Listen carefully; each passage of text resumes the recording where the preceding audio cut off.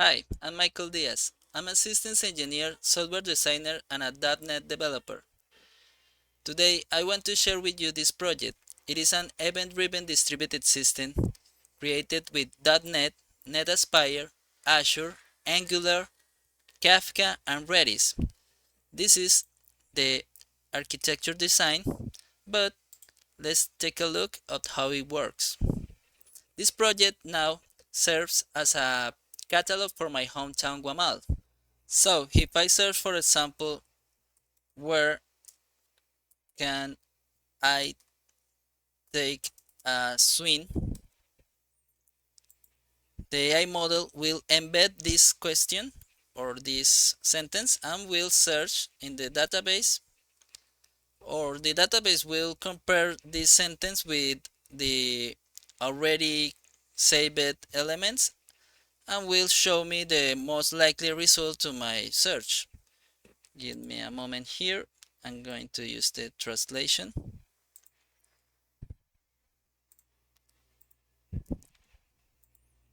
So if I try to see this information, I created a flow so I can show the authentication and authorization. This doesn't have much sense right now, but it's just a flow to show that I already have these components of security. I already had an user account. So right now I can go into this information card and it will show me the location. If there are some images, it will display here. And the application now shows me a button to register a new establishment. So let's take a look at this functionality. I'm going to create a shoes or footwear store. It is a commercial establishment. I wanna call it Achilles heel uh, foot footwear store for ladies and gentlemen's ladies and gentlemen's. I will load an image. So basically I'm creating a new store in my hometown. It is an example. I will load these three images for the gallery. This information, street 123, phone number. This is my phone number if someone is interested in my services, and my email. This one. This is some fields that are required here in Colombia for every business, and I can select, for example, here. These are not edit components to edit. Here I can store the schedule. For example, it is only that the Google Translator is relating to time, but here is a schedule. Maybe in the future I can create a button right here to change the translation of the site. Here I created the site, and in the back the shops API send a message to Kafka, and Kafka well, in the search API there is a consumer that searched for messages from Kafka and created an index in the search API model. That index now has the embeddings, so if I search for, let's take a look here, and I want to do this here is clear or or light, but it is related to, of course, and I want to change it to green just to show the capabilities. And now if someone else came here and search, for example, this is something awesome. If I use the model, I want to buy shoes French is one of the languages that it's supported by the AI model. So it is something like I want to buy footwear. Mm, Maybe not like that. Quiero comprar zapatos. I store it as footwear, but it understands. Maybe the French is not well implemented. The other thing is that I am using the one of the model in not all the capabilities because I am running in a very tiny container. I will explain it that. But as you can see, it can understand Spanish, or I want to buy some shoes, and it's still showing me the uh,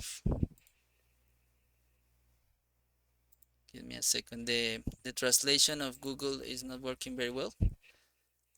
I want to buy some shoes, I want to buy shoes. Remember that I store it as footwear, but it understands that I want to search for footwear, shoes, or something that goes, for example, something that goes in the foot. Uh, he will keep showing me, or for example, I want to talk to the major.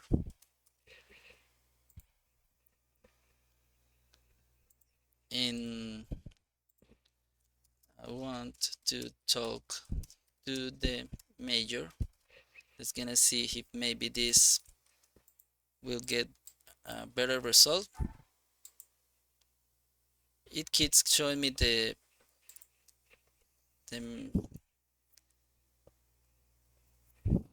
the government principal office here in Guamal and the location. But as I said, this AI is using the an optimization.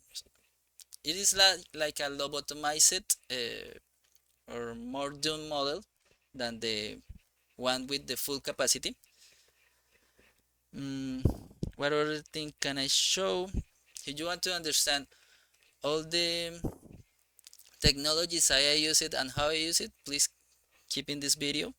For example, if I go here, it showed me this is the NetAspire dashboard that shows all the components of this system. If I deactivate this system here, in 10 seconds or less, I will receive a message here that the client isn't able to connect to the server. Let's wait a moment here. 1, 2, 3, 4, 5, 6, 7, 8, 9 here. Okay, you are connected to internet but not to the server. If I start it again in another 10 seconds, it will disappear. So this is to show you that my client application running on Azure, it is my client application here on my computer. It is connected to these elements. The client is checking for this connection every 10 seconds. I created that because sometimes I was working and not receiving the response, so I needed to create something that showed me that there is no connection. Oh, there we go. Other things is that I'm using, this is very important, the times of response are very low. This is a very good in performance application, very good rated. Here I had my cookies. I am using HTTP only cookies, and I am sending my JWT token and refresh token. Some like in 10 minutes this token will not be valid, but it will be refreshed automatically. But if after an hour I don't refresh or don't ask for new elements or information, the token will expire and I will have to log in again. I can show you that, but it will take an hour to pass. If I, for example, here I am logging, I am logged, but and I am storing the theme color, some information of my user. If I log out, this information and the cookies will be deleted. If I try to go here again, I need to log in again. But I want to show you that the information here is deleted and the cookies are deleted as well. So that's the security component using HTTP only cookie. This is a good security. This is the dashboard. As I say, I can see here all the elements, the logs, the information that is happening right now. For example, here when I stopped the application, show me this error. I can do traces here, what is happening with my system. And this is what it is costing me right now in Azure. And by last, sorry,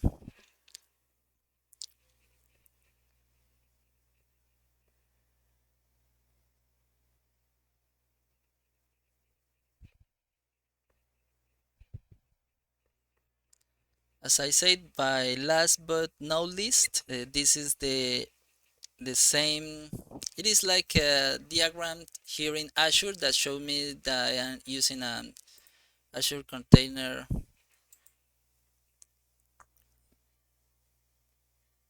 that I'm using Azure containers for my application, and I'm using identity to manage the connection between those elements. Some other resources in Azure to store this is my container register. It is like Docker Hub, but here in Azure. And this is my application.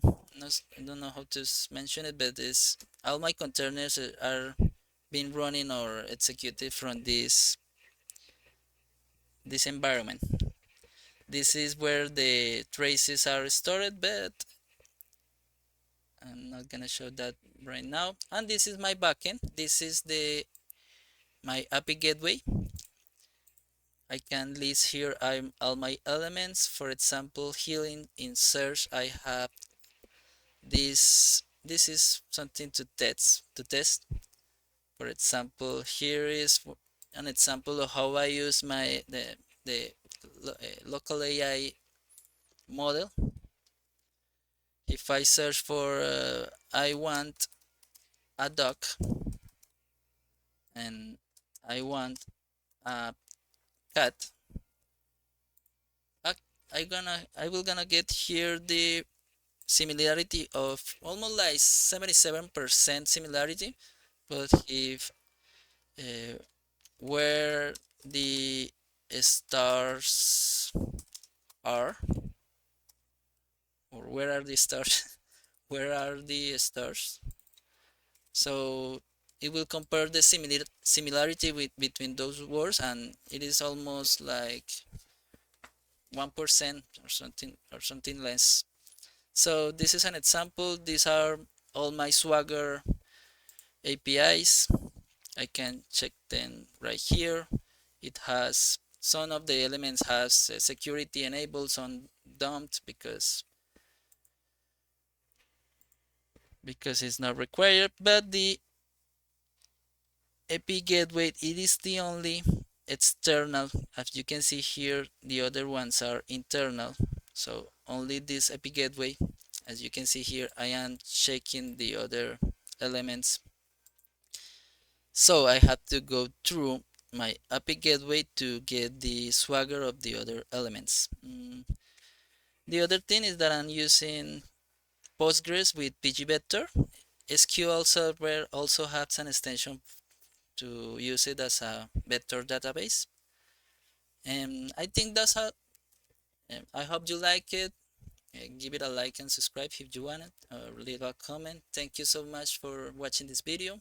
Thank you so much for your time, and God bless you. Bye.